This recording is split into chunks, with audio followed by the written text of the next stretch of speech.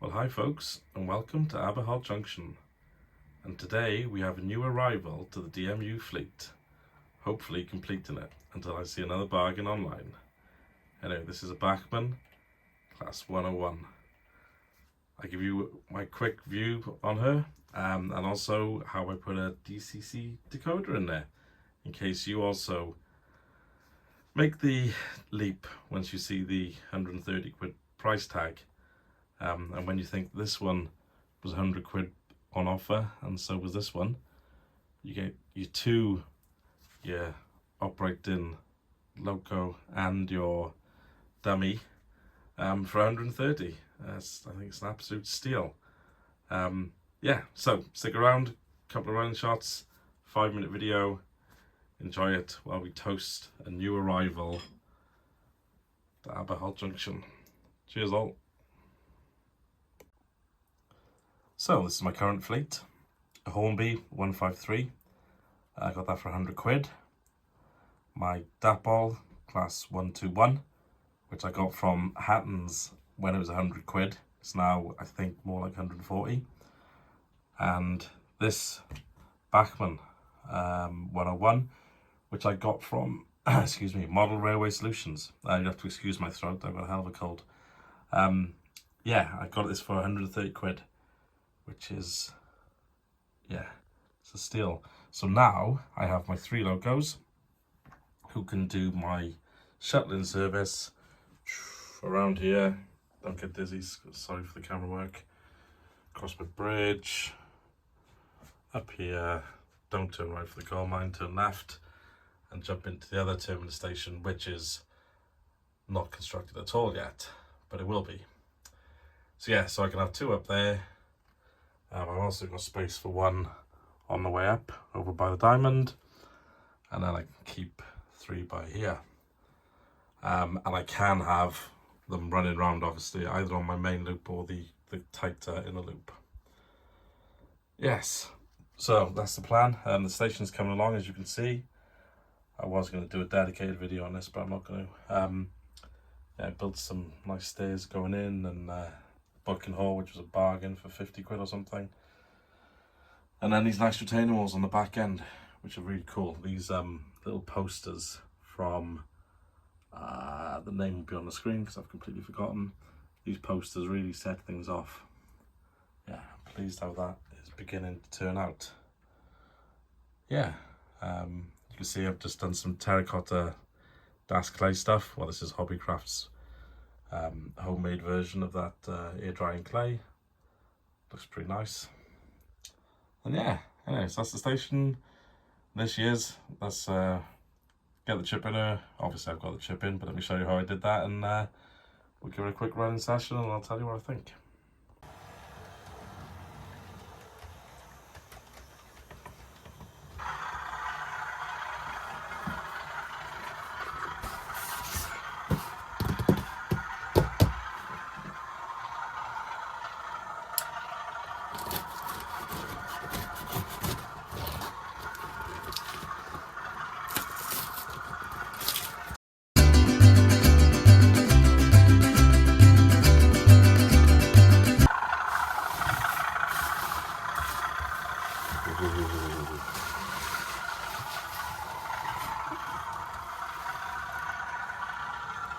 My first Bachmann logo.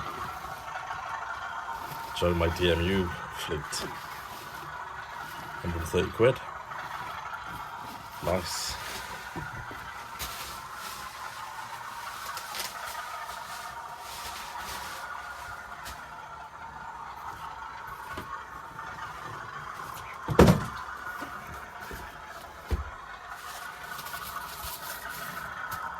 .21 pin DCC.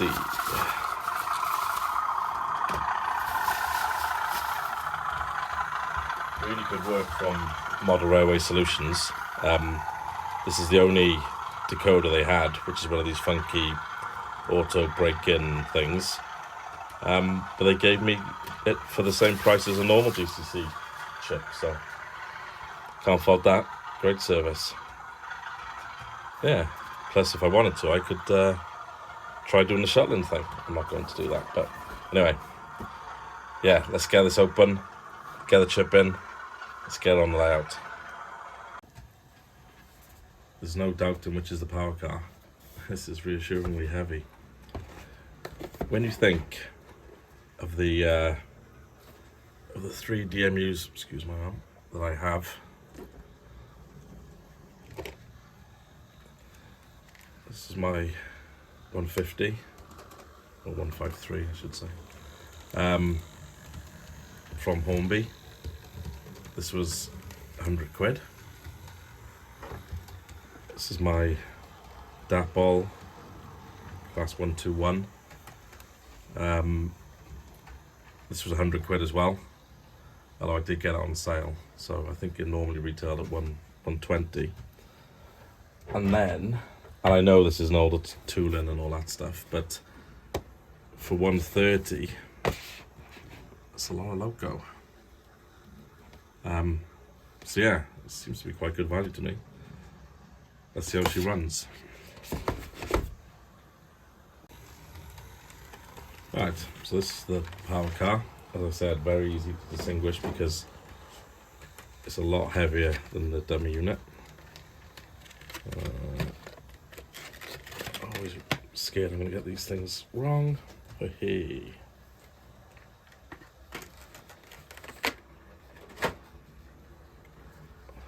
Look at that.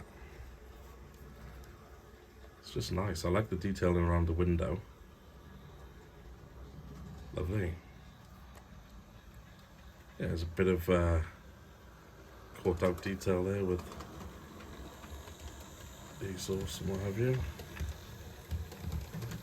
Yeah, it's just very nice. If you compare it to the Dapol version, not obviously they're not the same loco, but Dapol manufacturer. I think the window detail in particular, that little chrome finish around the window, looks really neat.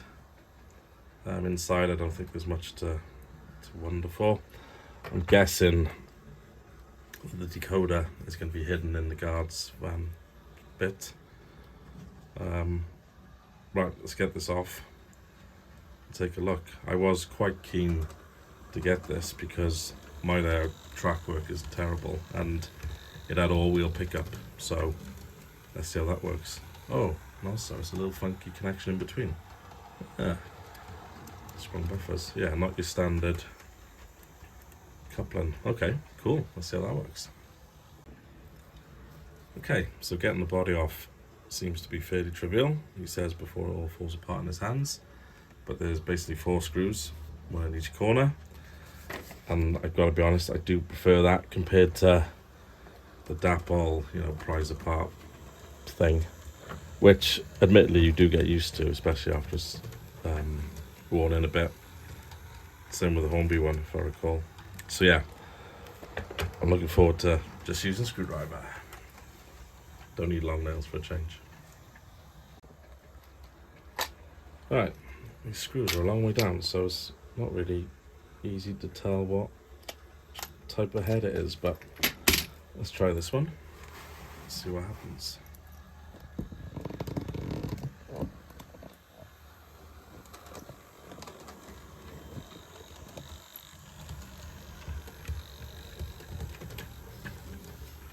Oh, come on. Yay. It's engaged. Maybe a magnetic screwdriver would have made sense. Alright, that was free. This little hole now.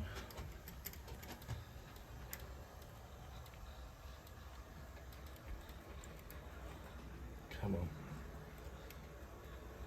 These loco holders, by the way, even though they are extortionate for a piece of foam, I'm sure there could be some bodge made to do it some other way.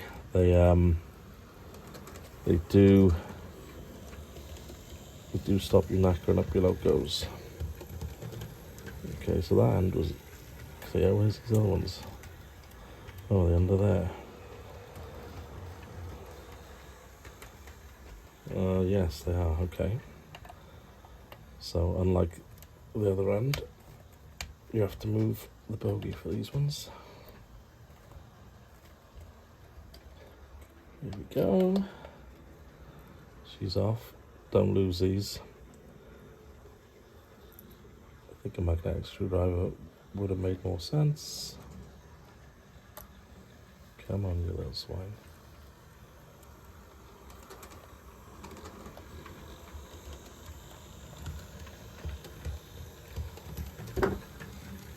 When in doubt, Leatherman.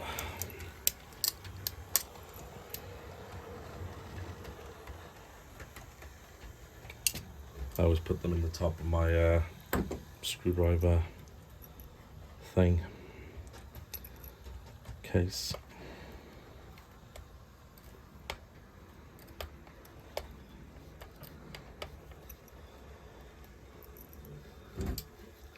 These ones are really stubby, the other end seem to be longer.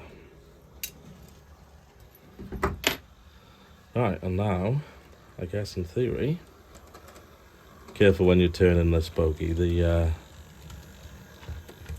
coupler goes beyond the buffer. Now where can I lift this and not knacker everything up? Let's use gravity.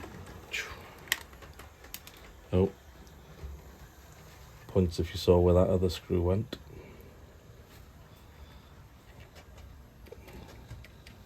Oh, there, good. 1, 2. Yeah, definitely recommend a magnetic screwdriver. Oh, it's so annoying that you buy these things that are really expensive, and the first thing you have to do is take them apart and invariably knacker up some detailing element. There's nothing to get a purchase on. Maybe these. Oh, there we go. Just thinking about it. Come on. I remember when I was doing this with my 121. Must have taken me about an hour, and I damaged the exhausts. Oh, come on.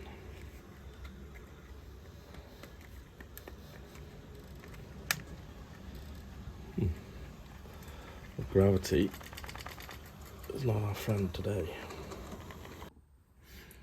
Right, there's clips in the middle, here and here.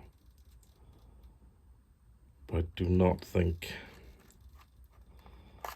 that's what's been causing the trouble. Yeah, you can feel them here.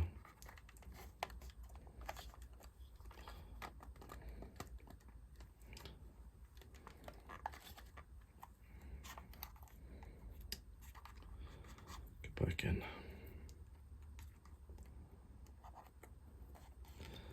So if this logo was 500 quid instead of 130, I think I'd be crying. And that shouldn't really be the case, should it?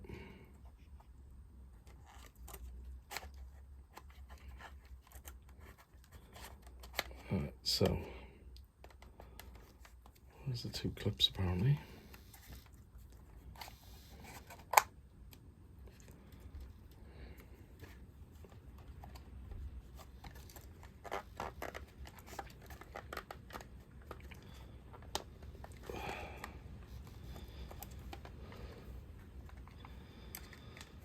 Turns out I should have kept my nails long.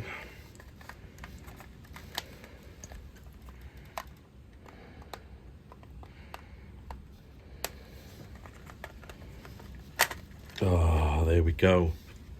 Same as the 121. That's what you need to do, folks.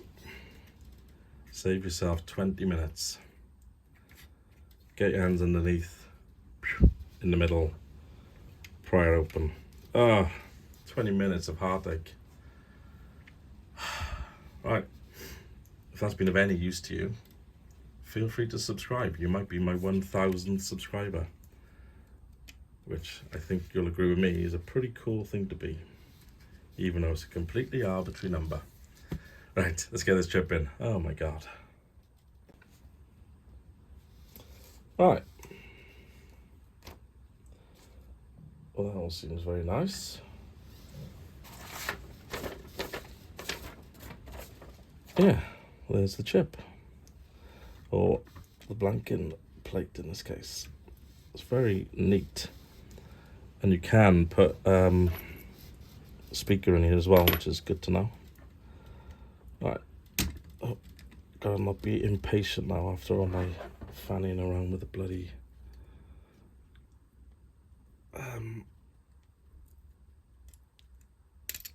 case. Wow, what a really weird setup. Vertical bar with the prongs on top. I always keep these blanket plugs, but there's no way I'm going to switch to DC anytime. But there we go. Right. This is my first use of the Zen chip. Man, that's a really big manual for it. And there's that ABC board thing I was on about. Pretty cool. I might give that a try.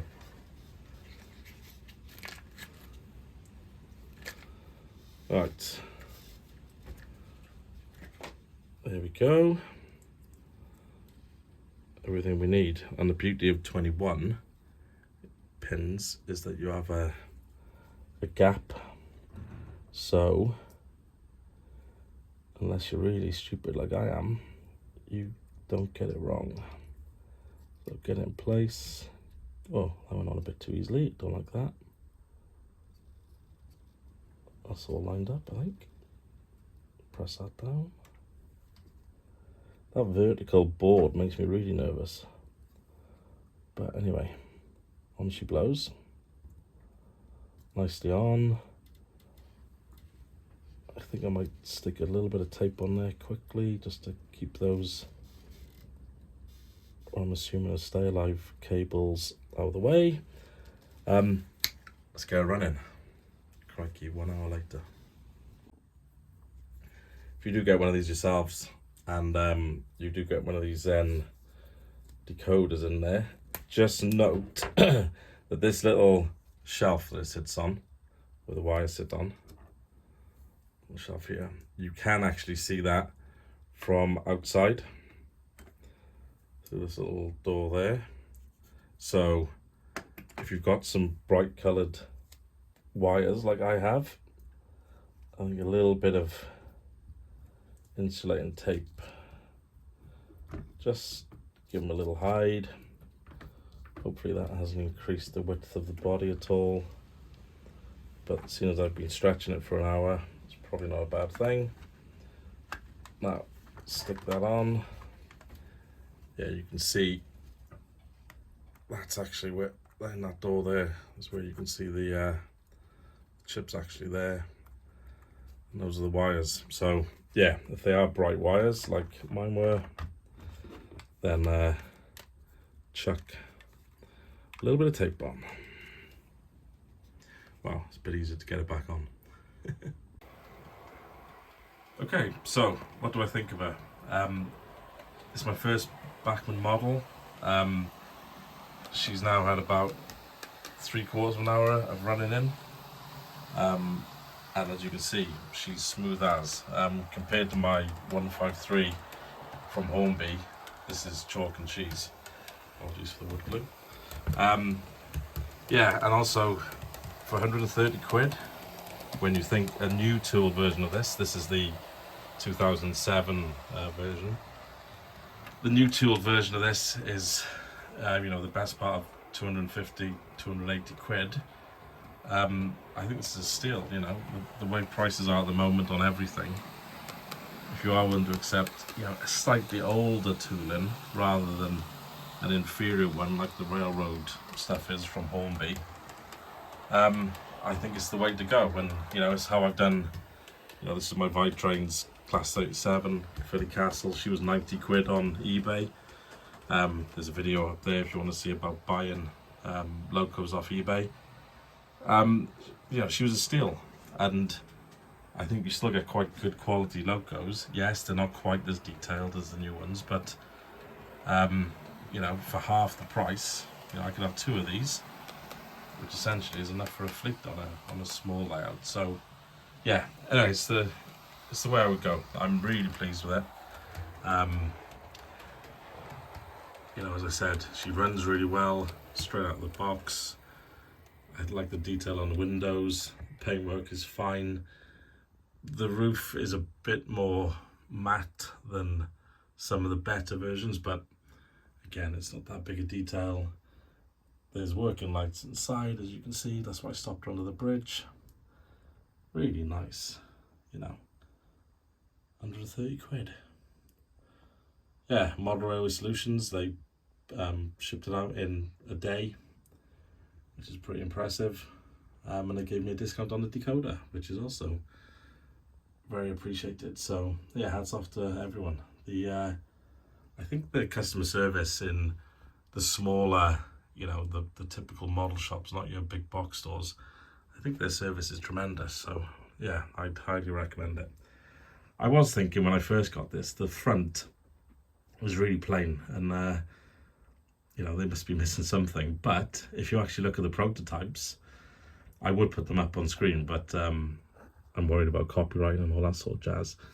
But yeah, if you just Google Class 101, it'll come up soon enough. And yeah, you can see there wasn't actually a lot of detail on the front. Not like, you know, your Class 37s or, you know, your 121s or 153s. Yeah, so yeah, she's not the prettiest. And I don't think she ran as well as when my Dapol was brand new. But yeah, she's certainly a lot better than the 153.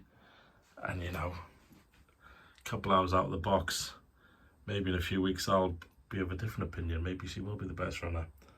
Yeah, I'm really pleased with her. So yeah, if you don't want to spend the big bucks and you want a brand new loco, you know, this isn't second hand. 130 quid.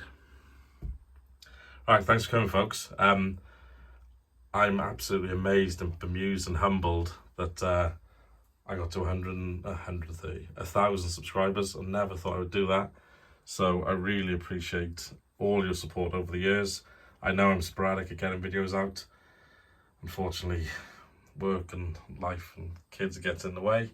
But I really appreciate you coming and the support you've given me. I've got a couple of neat Hornby Select and some hints and tips and tricks for free stuff you can do, not having to buy any kit, which I hope will be of use, and I get those out in the next couple of months. So yeah, thanks again for coming. I really appreciate it, and I'll see you next time at Aber Holt Junction.